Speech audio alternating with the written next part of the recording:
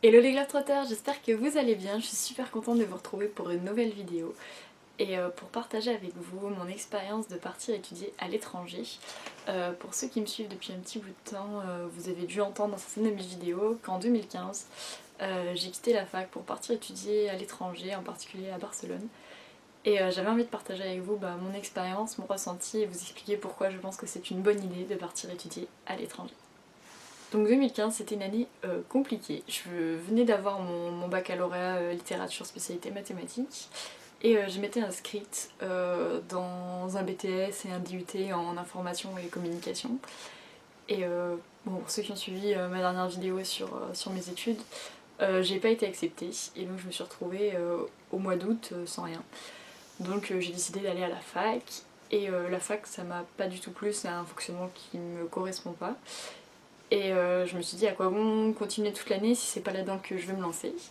Donc j'ai un peu regardé autour ce que je pouvais faire et j'ai décidé de partir étudier à l'étranger pour pouvoir approfondir mon apprentissage de la langue espagnole et pouvoir passer un diplôme de langue espagnole qui m'atteste un vrai niveau au niveau européen.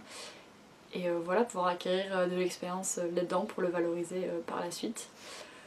Pourquoi j'ai choisi l'Espagne Parce que à cette époque-là, et je le pense toujours, mais parler anglais c'est quelque chose qui est devenu banal. Euh, donc j'entends que tout le monde ne parle pas anglais parfaitement, moi non plus je le parle pas parfaitement, j'en suis très très loin même, je fais énormément d'erreurs. Mais pour les entreprises aujourd'hui parler anglais voilà c'est normal. Et j'avais envie de me démarquer un peu des autres, et étant donné que ma deuxième langue c'est l'espagnol, je me suis dit il faut que je me donne à fond en espagnol pour avoir un niveau vraiment plus intéressant pour une entreprise. Donc voilà pourquoi j'ai choisi l'espagnol. Et donc comment je suis partie étudier à l'étranger, j'ai pas fait un programme Erasmus parce qu'avec la fac où j'étais ça matchait pas, puis j'avais pas envie de faire une université en sciences du langage, c'était pas ce qui m'intéressait. Je suis partie avec un organisme qui s'appelle Education First. Je sais pas si vous connaissez, on pourra revenir dessus plus tard. C'est un organisme que je peux conseiller mais qui est relativement cher. Donc je pense que si vous partez avec EF, il faut vraiment être motivé et être impliqué dans son travail. Il existe différents modes de formation avec EF. Moi j'avais fait une préparation au diplôme, donc justement j'avais des cours qui étaient assez intensifs. Et c'est vrai que ça dépend par quel niveau on choisit, c'est pas le même type de cours, c'est pas le même fonctionnement, donc voilà, faut bien se renseigner avant. J'ai listé un peu les 10 choses que j'ai appris quand je suis partie étudier à l'étranger pour vous convaincre que pour moi c'est une des expériences les plus belles que j'ai vécues dans mes études et qui sait peut-être vous donner envie vous aussi de vous lancer et partir étudier à l'étranger, que ce soit 2 mois, 6 mois, 1 an, enfin je pense que la durée elle a pas vraiment d'importance à partir du moment où vous vous impliquez dans ce que vous faites. Donc la première chose que j'ai appris en partant étudier à l'étranger, c'est évidemment à parler espagnol. Ça peut paraître tout con dit comme ça, mais je me suis rendu compte que j'ai commencé à apprendre l'espagnol en France quand j'étais en 4ème, jusqu'en du coup en première année de fac, donc ça fait 4, 3, 2, 1, terme fac. Donc j'ai eu 6 années d'espagnol apprises en classe, donc clairement en 6 années on a le temps de voir pas mal de choses, mais à Barcelone, je suis restée 2 mois. Et en 2 mois à Barcelone, j'ai eu le temps de refaire tout le programme que j'ai fait pendant ces 6 ans et aller encore plus loin. Et c'est ce que j'ai trouvé vraiment plus intéressant, c'est la manière dont on approchait la langue qui est pas du tout la même qu'en France. On n'apprend pas des grandes listes de vocabulaire, on n'apprend pas tous les verbes irréguliers par cœur, loin de là. J'ai vraiment passé 2 mois intensifs en cours, il y a des cours qui étaient compliqués, j'avais des cours d'économie du tourisme en espagnol. Alors déjà l'économie c'est pas franchement mon truc, le tourisme ça va je gère un peu, mais mêler les deux c'était pas facile et en même temps c'était intéressant parce que justement on mettait l'économie dans un milieu qui m'intéressait donc j'avais encore plus envie d'apprendre. J'avais des vrais cours de communication d'entreprise et j'ai vraiment pu développer du vocabulaire qui était important et intéressant à savoir. Parce qu'aujourd'hui, je sais pas si c'est toujours ça, mais en terminale on doit choisir entre 4 thématiques à présenter à l'oral, donc il y a mythe-héros, espace et échange, enfin tout ce genre de trucs et à ressortir dans des discussions ou même professionnellement, ça n'a pas forcément énormément d'intérêt. Alors que là, avec l'expérience que j'ai eue d'apprentissage de la langue, j'ai pu vraiment développer de nouvelles compétences dans d'autres domaines. La deuxième chose que j'ai appris en allant étudier à Barcelone, c'est à vivre en communauté avec d'autres personnes. Alors, dit comme ça paraît super bizarre parce que chez moi je vis en communauté, hein, j'ai 2 frères, j'ai mes parents, donc il n'y a pas de souci là-dessus. J'ai été scout pendant 12 ans, donc vivre avec d'autres gens j'ai pas de problème. Le truc c'est que dans le scoutisme c'est assez différent parce qu'on a un peu tous le même fonctionnement, donc on sait comment interagir les uns avec les autres. Alors que là quand on fait une coloc avec d'autres personnes, on connaît pas les personnes avant, on vient tous de milieux différents et c'est plus compliqué de s'habituer au rythme de chacun. Moi je logeais dans une famille où au début on était 3 filles. Donc il y avait moi, il y avait Inga, c'est une Islandaise qui est arrivée le même jour que moi. Il y en avait une Suédoise qui était là depuis un petit moment. Et juste après, il y a une Norvégienne qui a débarqué dans la maison, donc on était 4 nanas. Et je peux vous dire que niveau organisation, on apprend à être vraiment réglo et au taquet. Il y avait celles qui devaient prendre leur douche le matin, celles qui prenaient leur douche le soir. Au niveau des repas, c'est pareil. On mangeait pas toutes la même chose. Donc dans les frigos, on s'organisait. Il y avait une partie pour telle fille, une partie pour telle fille. Il fallait surtout pas aller piquer un œuf dans la boîte d'une autre parce que sinon c'était la troisième guerre mondiale. Enfin, je pense que ça m'a appris vraiment à vivre en communauté différemment. Et aujourd'hui, j'ai peut-être moins de mal à m'organiser de cette manière-là. Une troisième chose que ça m'a apprise, alors je vais mettre des guillemets parce que c'est quelque chose que je savais faire quand même avant, mais je pense que étudier à l'étranger c'est aussi apprendre à être indépendant. Parce que quand on part, généralement on part tout seul. Bon, j'ai des amis qui sont partis en Erasmus et qui sont tombés tous les deux dans la même ville, donc forcément ils passaient le temps ensemble parce qu'ils sont potes. Mais moi quand je suis partie je connaissais personne, je suis arrivée là-bas vraiment toute seule. Et je pense que ça m'a vraiment permis de voir les choses différemment et justement de devoir tout construire toute seule sans avoir quelqu'un que je connais sur place qui me dit faut que tu ailles visiter ça, si tu veux faire tes courses c'est là-bas. Enfin, j'ai vraiment tout appris toute seule et aujourd'hui je pense que dans ma manière de voyager aussi ça m'a permis de savoir me débrouiller vraiment toute seule. Alors évidemment j'interagissais avec les gens, je demandais mon chemin comme tout le monde quand on est perdu. Mais je pense que voilà, le fait d'avoir fait cette expérience-là toute seule en rencontrant des gens sur place, c'est différent et ça permet vraiment de développer une indépendance différente de celle quand on est en France. Parce que quand je suis en France, je suis également indépendante. Enfin, j'ai pas besoin de mes parents pour tout faire. Mais voilà, je pense que c'est différent.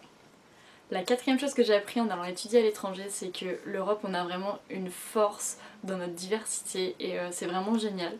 Dans l'école où j'étais du coup à EF, il y avait des gens qui venaient de toute l'Europe et même du monde entier, il y avait même des Brésiliens, comme je l'ai dit ma coloc a été islandaise, mais qui venaient de partout, des Émirats arabes, enfin c'était vraiment d'Afrique du Sud, il y avait un gars qui venait d'Afrique du Sud, enfin on s'est tous retrouvés ici à Barcelone et c'était vraiment génial de vivre cette expérience là et de pouvoir partager toutes nos expériences de comment c'est la vie chez nous et on se rend compte qu'en fait en Europe comme partout dans le monde au final, on a beau être étudiant, en fait on vit la même vie d'étudiant, que ce soit en France, en Islande, au Brésil, au Mexique, et on apprend vraiment que tout ça c'est une force d'être tous différents et de pouvoir chacun apporter quelque chose aux autres, et c'est vraiment une belle chose que j'ai découverte en étudiant à l'étranger. Une chose qu'on apprend également quand on part étudier à l'étranger, c'est à vivre moins cher. Alors c'est peut-être pas le cas pour tout le monde, mais moi quand je suis partie étudier à l'étranger, avant j'étais chez mes parents, d'ailleurs je suis toujours chez mes parents, donc c'est vrai que c'est une certaine facilité de vie pour le moment. Mais le fait de me retrouver à Barcelone toute seule, donc j'étais dans une famille qui me comptait le petit déjeuner et le repas du soir, mais le midi je devais me débrouiller, et le week-end aussi. Et du coup on se rend vite compte quand on va dans les magasins le coût de la vie, et ça fait aussi réfléchir, et ça fait aussi trouver des solutions pratiques. Par exemple au début j'avais un abonnement de métro à Barcelone pour le premier mois, et le deuxième mois je crois que je m'étais pris une carte avec 20 tickets parce qu'au final je connaissais tellement bien la ville que je pouvais naviguer dans toutes les rues tranquillement sans me perdre. Et c'était vraiment plus pratique et moins cher également. Également on arrive à trouver des petits tips, quel est le maraîcher le moins cher, quel est le bar le moins cher pour aller boire un coup le soir, enfin c'est vraiment la recherche du prix le plus bas, et en même temps ça fait réfléchir sur la vie qu'on mène aussi dans notre pays chez nous et des facilités qu'on peut avoir quand on est encore chez nos parents. Une chose que j'ai appris et qui relie un peu le côté indépendant, c'est que en partant à Barcelone, j'ai appris à voyager seule. Parce que Barcelone, c'était vraiment la première destination où je me suis rendue toute seule. Sans personne, comme je disais, sans quelqu'un qui m'accompagne ou que je connaissais sur place. Et c'était vraiment une belle expérience parce que j'ai rencontré énormément de monde. Alors, C'était plus facile évidemment du fait que j'étais dans une école là-bas avec des gens de mon âge, mais ça m'a pas posé de soucis de me promener le week-end seule dans Barcelone, d'aller visiter un musée toute seule, faire des choses toute seule. Et je pense que c'est important aussi ce genre d'expérience pour soi-même, pour nous montrer qu'en fait on est capable de faire ces choses-là seul. Et que c'est pas parce qu'on est tout seul que c'est moins bien, au contraire. Enfin, moi j'ai passé 2 mois là-bas et j'ai kiffé mes 2 mois. Et je dis pas qu'aujourd'hui je regrette de pas être restée plus longtemps parce que j'avais d'autres projets derrière. Mais c'était vraiment une expérience géniale. Et peut-être que j'aurais aimé la partager avec quelqu'un. Et en même temps, je me dis que s'il y avait quelqu'un que je connaissais qui était venu avec moi, ça aurait pas été pareil. Et Barcelone, ça m'a vraiment donné envie de repartir très très rapidement à l'étranger. Donc par la suite, je suis partie au Pérou quelques mois après, donc ça m'a remis dans le bain latino. Mais c'est vrai que vivre cette expérience-là, ça m'a encore plus donné envie de voyager. Et évidemment de retourner à Barcelone parce que c'est une ville tout simplement géniale. Une chose que j'ai appris en partant étudier à Barcelone, c'est que les gens y comptent avant tout. Avant tout, ça veut dire avant toutes les galères qu'on peut rencontrer, toutes les personnes qu'on rencontre. Je pense que c'est pas dû au hasard. Les personnes, elles sont là pour nous apporter quelque chose. Alors des fois c'est bien, des fois c'est mal, mais dans tous les cas, les personnes qu'on rencontre, elles nous aident à avancer. Et moi j'ai rencontré vraiment des gens super à Barcelone. En plus ça tombait à une période qui était assez compliquée. Voilà, je venais de quitter la fac, de prendre cette décision là. Au niveau de ma famille, j'avais perdu quelqu'un qui était très très important pour moi. Et je me suis même demandé si ça valait le coup de partir là-bas, si ma place elle était pas à rester ici en France auprès de ma famille. Et en fait je pense que ça m'a fait énormément de bien de partir là-bas, de rencontrer d'autres gens et de pouvoir échanger avec d'autres étudiants du monde entier, avec lesquels j'ai encore des contacts. Il y a par exemple ma coloc mexicaine qui est venue faire ses études à Paris, là elle va descendre sur Nice, donc on va essayer de se croiser entre Grenoble et Nice. J'ai un copain aussi qui veut venir faire Education First mais en France pour apprendre le français, donc je vais voir s'il n'y a pas moyen de se croiser, mais dans tous les cas on rate aucun de nos anniversaires, on s'envoie plein de messages, on a un groupe où on continue de parler même 3 ans après, et ça montre qu'en fait il peut y avoir énormément de galères dans la vie, mais il y a plein de gens qui seront toujours là autour de nous pour nous pousser à avancer et nous rappeler de très bons souvenirs. On arrive sur les 3 dernières choses que j'ai apprises en partant étudier à l'étranger. Je sais pas si je vais faire un petit top 3 des 3 dernières. Bon allez, en 3ème position je dirais que quand on veut, on peut. C'est un leitmotiv que j'ai dans la vie, que j'avais déjà avant l'Espagne, mais je pense qu'il s'est renforcé encore plus. Mais j'ai voulu apprendre la langue espagnole, je me suis donné les moyens et aujourd'hui je parle bien espagnol. Je suis pas bilingue, loin de là. Je suis encore un sacré bout de temps avant de le devenir, mais je me suis donné les moyens d'y arriver et je suis super fière de moi parce que j'aurais très bien pu dire non, j'arrête la fac et je fous plus rien. Je pense qu'il y en a deux qui auraient pas trop accepté mes parents de me voir traîner à la maison, enfin c'est même sûr.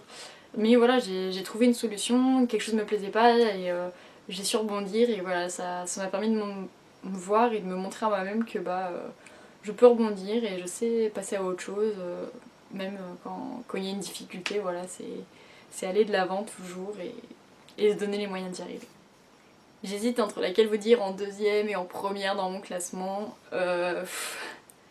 Je vais garder la dernière quand même parce qu'elle est un peu plus drôle pour la fin. Mais une chose que j'ai apprise en partant étudier à l'étranger, c'est que l'université c'est pas si important. Je pense qu'en disant ça, il y en a qui vont pas forcément être d'accord avec moi. C'est un point de vue, on est d'accord. Moi c'est mon point de vue. Le fait de partir étudier là-bas, ça m'a vraiment montré que notre système scolaire en France, il y a un vrai souci. Il y a un vrai souci parce que comment en 2 mois j'ai pu reprendre tout le programme et aller encore plus loin en langue espagnole alors qu'en 6 ans j'ai stagné, j'ai appris des choses qui me sont pas forcément utiles. Je remets pas du tout la faute sur mes professeurs parce que j'ai vraiment eu des professeurs d'espagnol qui étaient géniaux, avec lesquels j'ai encore des contacts aujourd'hui. Mais je pense que dans n'importe quelle langue en fait, que ce soit en anglais, en français, en espagnol, puis même dans n'importe quelle matière, on a un vrai souci scolairement en France pour l'apprentissage et pour la valorisation des compétences de chacun. Et le fait de partir étudier à l'étranger et de voir comment ça se passe dans d'autres pays, rien que dans les pays du Nord, mais en fait faut pas s'étonner de voir qu'ils sont toujours en tête des classements scolairement, dans les universités et tout ça, parce que on est complètement à la ramasse en France et voilà, je pense qu'il faut pas avoir peur de se dire écoutez, non je vais pas à l'université, je prends un an pour aller étudier à l'étranger, pour aller voyager, pour m'ouvrir les yeux sur autre chose parce que franchement ça vaut le coup et ça montre que oui en France on a toujours besoin d'un putain de diplôme sur un papier à la fin, mais que quand on va à l'étranger nos compétences, si on n'a pas ce bout de papier c'est pas forcément grave en fait, on n'a pas besoin d'avoir cette chose comme plus-value, le fait de montrer nos compétences et notre savoir-faire ça suffit largement. Et je pense que c'est important de l'entendre aussi. Et je sais pas si moi derrière ma petite caméra je vais faire bouger les choses, mais en tout cas le dire c'est déjà un commencement. Et enfin la dernière chose que j'ai appris en partant étudier à l'étranger, en particulier à Barcelone, c'est que les chupitos et la cerveza c'est tellement moins cher là-bas qu'en France. Mais vous imaginez même pas, là-bas pour un chupito, les chupitos c'est les petits verres de shot, ça a coûté 1 €. Il y avait un bar à Chupito qui était mais tellement bien. Mais si je retrouve le nom, je vous le mettrai dans la description parce que si vous allez à Barcelone, il faut obligatoirement aller là-bas. Il y a tous les noms des verres notés sur le mur, on paye 1 € et vous imaginez même pas combien d'argent on peut claquer là-dedans. Mais quand je vois le prix des choses en France, au niveau des boissons, c'est pas du tout comparable. Enfin, la bière là-bas je l'ai payée même pas 4 €. Mon morito en Espagne je le payais 4 €. Quand je vais en payer un en France, il faut que je paye le double, voire beaucoup plus cher pour avoir 3 feuilles de menthe et un bout de citron. Enfin c'est complètement dingue. Donc partir étudier à l'étranger c'est aussi se rendre compte qu'on peut boire une bonne bière avec ses copains tous les soirs sans se ruiner. Et ça c'est super important. Et voilà, cette vidéo est terminée. J'espère que ça vous aura peut-être permis de voir les choses différemment sur partir étudier à l'étranger, ce que ça peut apporter et évidemment vous donner l'envie de vous aussi partir. Il faut savoir qu'il n'y a pas d'âge pour faire une année de césure pour partir étudier à l'étranger. Moi j'ai fait le choix de partir parce que la licence dans laquelle j'étais ne me convenait pas. J'ai une copine qui est partie juste après sa première, elle est partie 1 an au Costa Rica, elle est revenue, elle a rattaqué en terminale. J'avoue que c'est peut-être pas le choix que j'aurais fait parce que c'est assez compliqué après 1 an à l'étranger de rattaquer par la terminale et par le bac. Mais elle s'en est plutôt très bien sortie, aujourd'hui elle est en école d'architecte donc je me fais pas trop de soucis pour elle. Mais j'ai des copains qui sont partis, là j'ai une de mes meilleures amies qui est partie 1 an, enfin qui fait 1 an de césure plutôt, juste après un BTS, enfin vraiment je pense qu'il n'y a pas d'âge nécessaire, c'est vraiment l'envie, le moment, puis c'est à vous de décider de comment vous le sentez, mais de tous les cas je pense que c'est vraiment une expérience qui est à valoriser après dans un CV et qui amène aussi une différence parce que en France, il n'y a pas non plus énormément de monde qui font des années de césure comme ça. Je m'en suis rendu compte en parlant avec mes copains étrangers, mais eux là-bas on leur donne la possibilité de faire une année de césure. Nous généralement tant qu'on n'est pas en école de commerce, en master, on n'a pas trop la possibilité de faire des années de césure comme ça librement. Et je pense que c'est vraiment un atout et un gros plus professionnellement. Je vous dis à très vite pour une prochaine vidéo et prenez soin de vous. Bye bye!